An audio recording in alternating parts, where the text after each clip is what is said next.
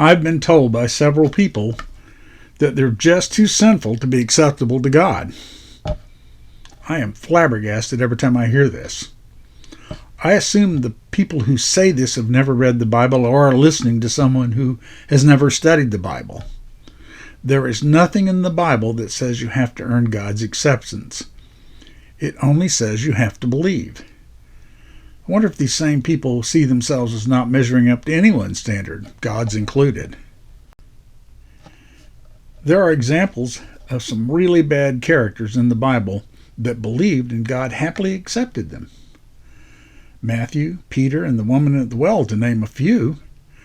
But there is one that comes to my mind every time I think about God's acceptance of anyone.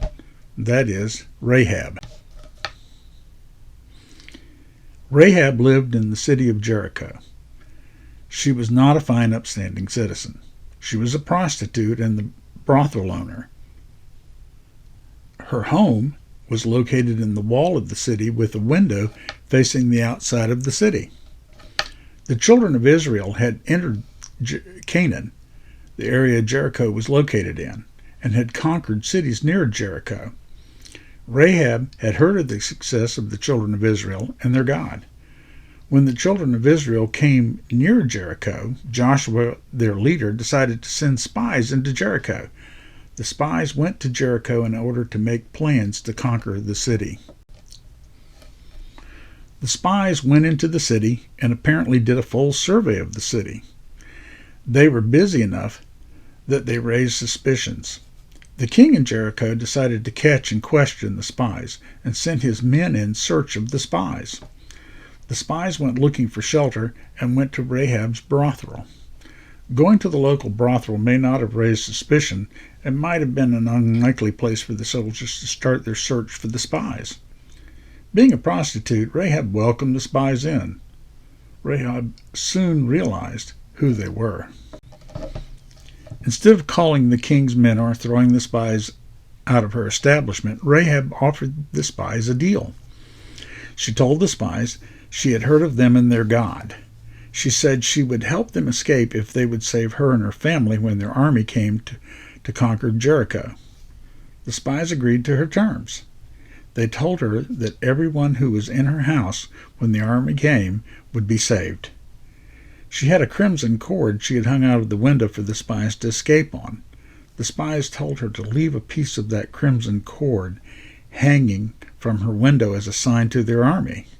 At this point, Rahab and the spies had no idea of how God would use her. Rahab hid the spies on the roof.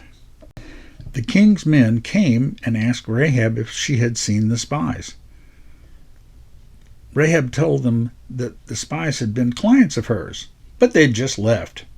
She told the king's men to immediately go and chase the spies. If they left right then, they could catch them. The king's men left, and the city gates were closed.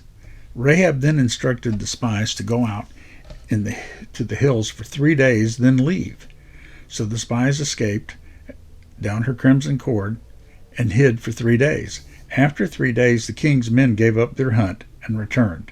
The spies then returned to the army of the children of Israel and reported to Joshua. When the children of Israel came to conquer Jericho, Joshua ordered the army to honor the agreement the spies had made with Rahab. When Jericho fell, Rahab and her family were all saved and moved into the camp of the children of Israel. This would be a great ending to the story. Rahab was rewarded for her good deeds, but it isn't the end of the story. In all this, Rahab had faith in God, and God was going to use her even more as a reward for her faith. Despite the fact Rahab was a prostitute, she was held in high enough esteem by the children of Israel that she was allowed to marry, and not just anyone. She married a member of Joshua, the leader's family. She went from a lady of ill repute to a lady of high standing. God was not finished there. Rahab had a son, Boaz. Boaz married Ruth, for whom the book of Ruth in the Bible was written. Boaz and Ruth had a son, Obed, and Obed had a son, Jesse. Jesse was the father of King David. Jesus was from the line of David, so Rahab was an ancestor of Jesus. You can read the story of Rahab in Joshua chapters 2 through 6. Matthew wrote the genealogy of Jesus and included Rahab's in Jesus' heritage in chapter 1 of his gospel. Rahab was the lowest type of sinner in human eyes. She would have been considered trash in her city. However, God valued her and valued her faith so much, she became a hero in Israel, the mother-in-law of one of the great women in the Bible, and the great-great-grandmother of King David, and the direct ancestor of Jesus the Messiah. So, obviously God doesn't think of anyone as too sinful to be worth his love. This includes you. If people have unconditional love for you like God, you're acceptable to them too. Never forget the unconditional love and grace of God. God can forgive anything.